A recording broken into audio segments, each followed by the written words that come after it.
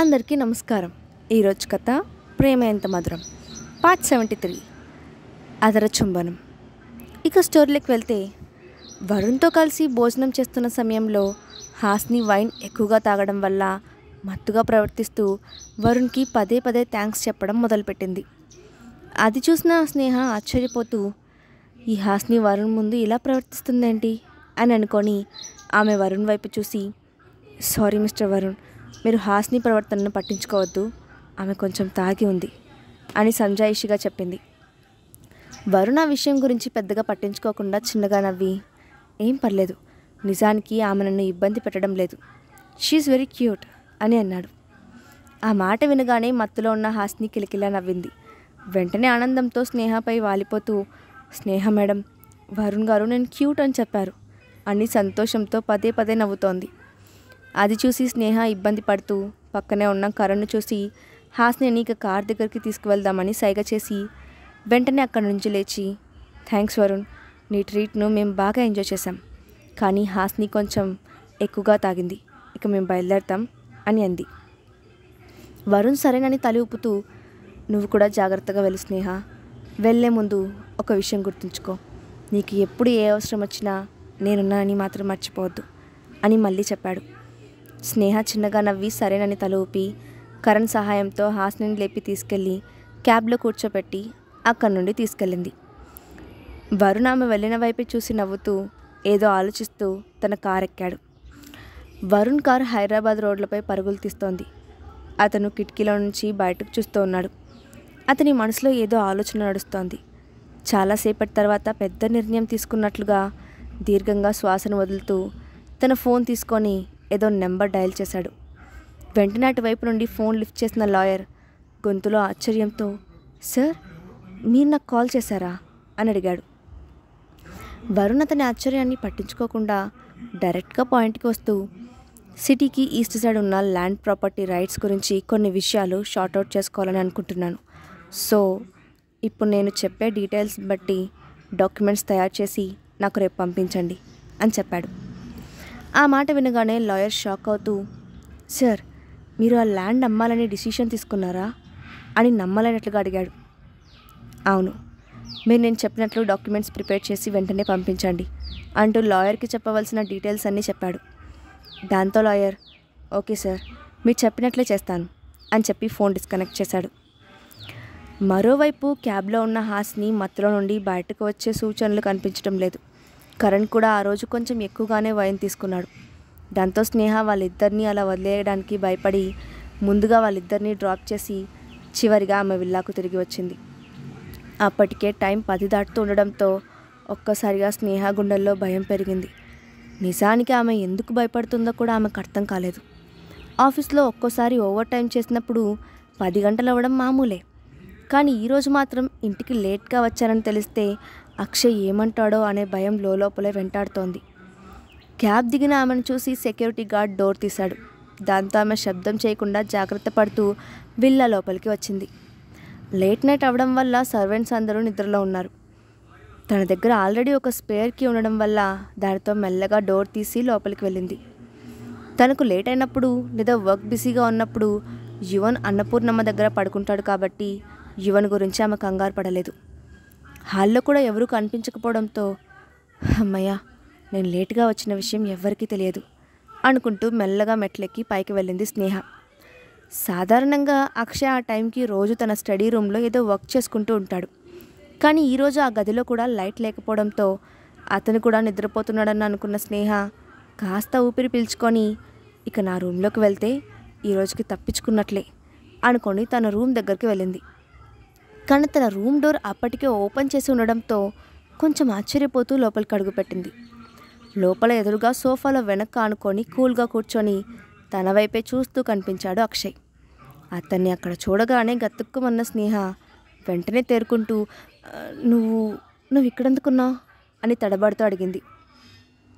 అప్పుడు అక్షయ్ ఆమె వైపు సూటిగా చూస్తూ, నువ్వు వచ్చేసావా, ఈరోజు రాత్రికి ఇంటికి రావేమో అనుకున్నాను అని వెటకారంగా అన్నాడు. అతని గొంతులో అసహనం స్పష్టంగా వినపడుతోంది. అది విన్న స్నేహ ఇబ్బంది పడుతూ, వరుణ్ డిన్నర్ ట్రీట్ ఇస్తే వెళ్ళాను, అక్కడ అనుకోకుండా లేట్ అయింది, ఇంతకు మించి ఇంకేం లేదు అంటూ కంగారుగా చెప్పింది. ఆ టైంలో అక్షయ్ ఆమె కళ్ళకు స్కూల్ పిల్లల్ని ఎంక్వైరీ చేస్తున్న మాస్టర్లా కనిపించాడు. స్నేహ మాటలు విని అక్షయ్ ఒక్క మాట కూడా మాట్లాడలేదు. కానీ అతని కళ్ళల్లో భావాలు పూర్తిగా మారిపోతున్నాయి.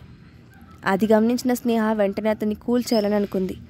దాంతో మెల్లగా అతని దగ్గరకు వెళ్ళి పళ్ళు కనిపించాలని నవ్వుతూ, నేను నిజం చెప్తున్నాను అక్షయ్, నేను కేవలం డిన్నర్కి మాత్రమే వెళ్ళాను, ఇంకేం చేయలేదు అని గారాలు పోతూ చెప్పింది.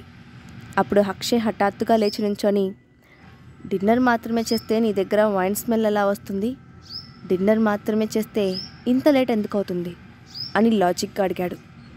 దాంతో తాను డ్రింక్ చేసిన విషయం అక్షయ్ పసిగట్టాడని తెలుసుకున్న స్నేహ తనలో తానే కొనుక్కుంటూ, ఇతనికి ఇంత స్మెల్ పవర్ ఉందా, నేను కొంచెమే కదా డ్రింక్ చేశాను, అయినా ఎలా తెలిసింది అని తనలో తానే అనుకుంటూ, అక్షయ్ అది అని అతనికి ఏదో చెప్పబోతుండగానే అక్షయ్ హఠాత్తుగా ఆమెను పక్కనే ఉన్న బెడ్ పైకి తోశాడు. స్నేహ వెంటనే తేరుకొని పైకి లేవబోయింది. కానీ ఈలోగానే అక్షయ్ ఆమె 2 చేతుల్ని పట్టుకొని ఆమెను కదలకుండా చేశాడు. దాంతో స్నేహ అతని కళ్ళల్లోకి భయంగా చూస్తూ, నువ్వు కోపం తెచ్చుకోవద్దు, ఏదైనా ఉంటే మనం కూర్చొని మాట్లాడుకుందాం సరేనా అంటూ సలహా ఇస్తున్నట్లుగా చెప్పింది. అప్పుడు అక్షయ్, హో అయితే ఇప్పుడు నువ్వు నీ ఆలస్యానికి రీజన్ కూడా చెప్పాలనుకుంటున్నావా అన్నాడు.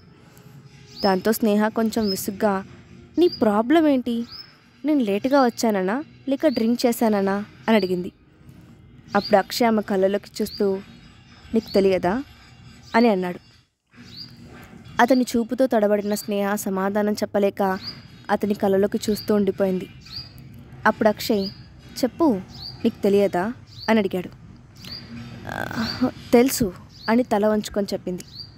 అప్పుడు అక్షయ్ ఆమె తలను పైకెత్తి స్నేహ కళ్ళలోకి సూటిగా చూస్తూ, నువ్వు లీగల్గా నా భార్యవని బయట ఉన్నప్పుడు జాగ్రత్తగా బిహేవ్ చేయాలని నీకు చాలాసార్లు చెప్పాను, పనిష్మెంట్ కూడా ఇచ్చాను, అయినా నువ్వు మారలేదు అని కోపంగా అన్నాడు. స్నేహ ఏం మాట్లాడకుండా అతని కింద నుండి తప్పించుకోవడానికి ప్రయత్నిస్తూ అక్షయ్ను దూరం నెట్టడానికి ట్రై చేస్తోంది. దాంతో అక్షయ్ ఆమెను కదలకుండా చేస్తూ మరింత దగ్గరికి చేరాడు. అక్షయ్ వదులు గించుకుంటూ అంది స్నేహ. కానీ అక్షయ్ వదలకుండా ఆమె వైపు సూటిగా చూసి ఆగకుండా మాట్లాడుతున్న ఆమె పెదవులను హఠాత్తుగా తన పెదవులతో ఒడిసిపట్టాడు. దాంతో స్నేహ నోరు ఒక్కసారిగా మూతపడింది. కాసేపటికి స్నేహను పట్టుకున్న అక్షయ్ చేతివేళ్ళు మెల్లగా వదిలయ్యాయి. ఆమె పెదవులపై అతని పెదవుల భారం దూరమైంది. అతను మెల్లగా ఆమెను వదిలి పైకి లేచి, నువ్వు తప్పు చేసే ప్రతిసారి నీకు శిక్ష పెరుగుతూనే ఉంటుంది అని చెప్పి అక్కడి నుంచి వెళ్ళిపోయాడు. స్నేహ అతను వెళ్ళిన వైపే చూస్తూ తన పెదవులను తుడుచుకుంటూ ఆలోచనలో పడిపోయింది. మా ఇద్దరికీ మధ్య ఉన్న బంధం కేవలం పేపర్ల వరకే పరిమితం. కానీ నేను ఇతనికి ఎందుకు ఇలా లొంగిపోతున్నాను? నేను కావాలనుకుంటే అతన్ని గట్టిగా ఎదిరించగలను, అయినా ఆపకుండా నాకు తెలియకుండానే కోఆపరేట్ చేస్తున్నాను అంటే అర్థం ఏంటి అని అనుకుంది. కాసేపటి తర్వాత ఆమె ఆలోచనల ట్రాక్ మారి, లేదు మరోసారి ఇలా జరగకూడదు, దీని గురించి అతనితో గట్టిగా మాట్లాడాలి అనుకొని ఒక నిర్ణయానికి వచ్చిన దానిలా లేచి వెళ్ళి ఫ్రెష్ అయ్యి వచ్చి పడుకొని నిద్రపోయింది. ఆ తర్వాత 2 రోజుల వరకు కరణ్ బిజీ షెడ్యూల్ వల్ల స్నేహ కూడా ఆఫీస్లో బిజీ అయిపోయింది. అక్షయ్తో మాట్లాడే ఛాన్స్ కూడా ఆమెకు దొరకలేదు. మధ్యలో బ్రేక్ఫాస్ట్ టైంలో కలిసిన మెకానికల్గా పలకరించుకుంటూ ఎవరి పనులపై వాళ్ళు వెళ్ళిపోతున్నారు.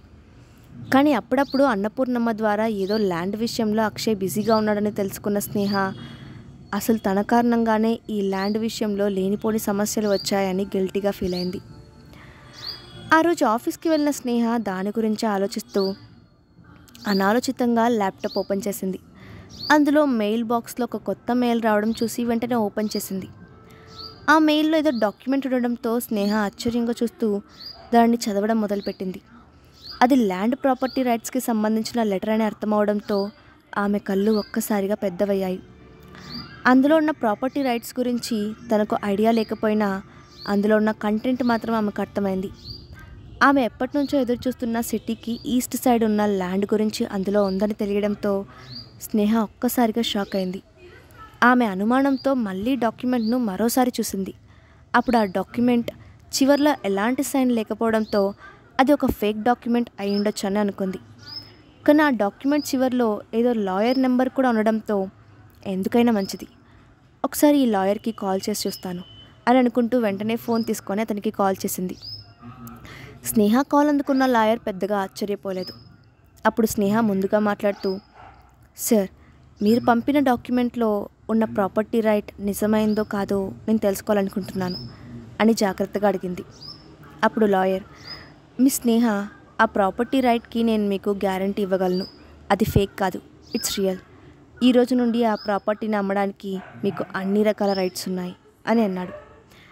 అది విన్న స్నేహ నమ్మలేనట్లుగా ఆ డాక్యుమెంట్ వైపు చూస్తూ, కానీ అసలు ఈ ఆస్తిపై నాకు ఇలాంటి రైట్ ఎలా వచ్చింది? ఎవరిచ్చారు? ఎందుకు ఇచ్చారు? అంటూ హడావిడిగా ప్రశ్నల వర్షం కురిపించింది. నిజానికి ఆమె ఈస్ట్ సైడ్ ల్యాండ్ కోసం డిటెక్టివ్తో 1-2 సార్లు మాత్రమే మాట్లాడింది. ఇంకా వాళ్ళ ఎంక్వైరీ కూడా పూర్తి కాలేదు. కానీ ఈలోపే తనకు ఆ ఆస్తిపై హక్కు ఉన్నట్లు డాక్యుమెంట్స్ ఎలా వచ్చాయో ఆమెకు అర్థం కాలేదు. మేడం, మీకు ఈ ప్రాపర్టీ రైట్ ఇవ్వాలని ఆ ల్యాండ్ ఓనర్ నిర్ణయించుకున్నాడు అని సిన్సియర్గా ఆన్సర్ చేశాడు లాయర్. అది విని ఆశ్చర్యపోయిన స్నేహ, ఆ ల్యాండ్ ఓనర్ ఎవరు? అసలు దానిపై నాకెందుకు హక్కు ఇవ్వాలనుకున్నారు అని సూటిగా అడిగింది. అప్పుడు లాయర్, మేడం, అవన్నీ నాకు తెలియదు. ఆ ల్యాండ్ ఓనర్ చాలా బిజీగా ఉన్నారు, కాబట్టి మీరు అతన్ని కలవడం కుదరదు. మీకు ఈ సైట్ గురించి ఏ డౌట్ ఉన్నా మీరు నన్ను కాంటాక్ట్ చేయొచ్చు. ఈ సైట్ను మీరు ఎవరికి కావాలన్నా సేల్ చేయొచ్చు అని చెప్పాడు. అప్పుడు స్నేహ, కానీ ఇలా ల్యాండ్ కొనుక్కునే వాళ్ళు ఆ ల్యాండ్ ఓనర్తో ఫేస్ టు ఫేస్ మాట్లాడడం ఫార్మాలిటీ కదా, మీరు ఆయనతో ఒకసారి మీటింగ్ అరేంజ్ చేయగలరా అని అడిగింది. సారీ మేడం, ఈ ల్యాండ్కి సంబంధించిన వ్యవహారాలన్నీ నన్నే డీల్ చేయమన్నారు. మీకు ఏమన్నా డౌట్స్ ఉంటే ఆ డాక్యుమెంట్స్ను కూడా మీరు వెరిఫై చేయించుకోండి అని చెప్పాడు లాయర్. దాంతో ఇక అతను ఓనర్ గురించి ఏం చెప్పడానికి రెడీగా లేడని అర్థం చేసుకుంది స్నేహ. ఇక అతనితో వాదించకుండా, ఓకే సార్, నేను ఈ డాక్యుమెంట్స్పై వెరిఫై చేయించుకొని త్వరలోనే మీకు కాల్ చేస్తాను అని చెప్పింది. ఓకే మేడం అని ఫోన్ పెట్టేశాడు లాయర్. స్నేహ ఆలోచిస్తూ, ముందు ఈ డాక్యుమెంట్స్ను అక్షయ్కి చూపిస్తే వీటి గురించి ఇన్ఫర్మేషన్ చెప్తాడు అని అనుకుంటూనే అక్షయ్కి ఫోన్ చేసింది. అటువైపు నుండి కాల్ లిఫ్ట్ చేసిన అక్షయ్, చెప్పు అని అన్నాడు. అతని గొంతు వినగానే 3 రోజుల క్రితం రాత్రి జరిగిన సంఘటన ఆమెకు గుర్తు వచ్చింది. కానీ వెంటనే ఆ ఆలోచనను పక్కకు నెట్టి, నువ్వు ఆఫీస్లోనే ఉన్నావా అని అడిగింది. ఉన్నాను, ఎందుకు అడుగుతున్నావు అనుమానంగా అడిగాడు అక్షయ్. ఏం లేదు, మీరు అక్కడే ఉండండి, నేను వస్తున్నాను అని చెప్పి ఫోన్ పెట్టేసింది స్నేహ. దాంతో ఫోన్ పెట్టేసిన అక్షయ్, ఉరుములేని పిడుగులా వస్తుంది, ఈసారి ఏం గొప్ప పని చేసిందో అనుకున్నాడు. స్నేహ తన మెయిల్లో ఉన్న డాక్యుమెంట్స్ అన్నీ ప్రింట్ తీసుకొని 10 నిమిషాల్లో అక్షయ్ ఆఫీస్కి చేరుకుంది. అప్పటికే కింద ఆమె కోసం వెయిట్ చేస్తున్న త్రిపాఠి ఆమెను చూడగానే ఎదురెళ్ళి, మేడం నమస్తే, సార్ మిమ్మల్ని తీసుకురమ్మన్నారు, నాతో రండి అని చెప్పి ఆమెను ఎలివేటర్లోకి తీసుకెళ్లాడు. లిఫ్ట్ బటన్ ప్రెస్ చేసి, ఇంత హడావిడిగా ఉన్నారు, ఎనీ ప్రాబ్లం మేడం అని అనుమానంగా అడిగాడు త్రిపాఠి. అప్పుడు స్నేహ, ప్రాబ్లం ఏం లేదు అంటూ తన చేతిలో ఉన్న డాక్యుమెంట్స్ని చూపిస్తూ, వీటి గురించి అక్షయ్తో మాట్లాడడానికి వచ్చాను అని చెప్పింది. ఆమె చేతిలో పేపర్స్ని చూసిన త్రిపాఠి, అవి వల్ల మ్యారేజ్కి సంబంధించిన పేపర్స్ అని, వాటిలో ఏదైనా ప్రాబ్లం గురించి ఆమె మాట్లాడడానికి వచ్చిందని అనుకొని అతను సైలెంట్ అయిపోయాడు. ఇంతలో లిఫ్ట్ ఓపెన్ అవ్వడంతో ఆమెను అక్షయ్ రూమ్ దగ్గరకు తీసుకువెళ్ళి డోర్ ఓపెన్ చేసి, సార్ లోపల ఉన్నారు, వెళ్ళండి మేడం అని గౌరవంగా చెప్పాడు త్రిపాఠి. క్యాబిన్లో కూర్చొని ఫైల్ తిరిగేస్తున్న అక్షయ్ లోపలికి వచ్చిన స్నేహను చూడగానే చైర్లో కూర్చోమన్నట్లుగా చేత్తో సైగ చేశాడు. స్నేహ హడావిడిగా వెళ్ళి కూర్చోవడంతో ఆమె ఎందుకు ఆతృతగా ఉందని అర్థం చేసుకున్న అక్షయ్, ఏమైంది అని అడిగాడు. అప్పుడు స్నేహ తన చేతిలో ఉన్న డాక్యుమెంట్స్ను అక్షయ్ ముందు పెడుతూ, ఇవి ఒరిజినలా అవునో కాదో చెక్ చేసి చెప్పగలవా అని అడిగింది. స్నేహ ఇచ్చిన డాక్యుమెంట్స్ని చూసి అక్షయ్ ఎలా రియాక్ట్ అయ్యాడు? కోట్ల విలువ చేసే ల్యాండ్పై స్నేహకు ప్రాపర్టీ రైట్స్ ఇచ్చింది ఎవరో అక్షయ్ తెలుసుకోగలడా? నెక్స్ట్ పార్ట్లో చూద్దాం. ఈ స్టోరీ అప్డేట్ ఎలా ఉందో కింద కామెంట్ బాక్స్లో మీ ఒపీనియన్ని షేర్ చేయండి. ఇలాంటి మరిన్ని వీడియోస్ కోసం మా ఛానల్ని తప్పకుండా సబ్స్క్రైబ్ చేసుకోండి. Thanks for watching.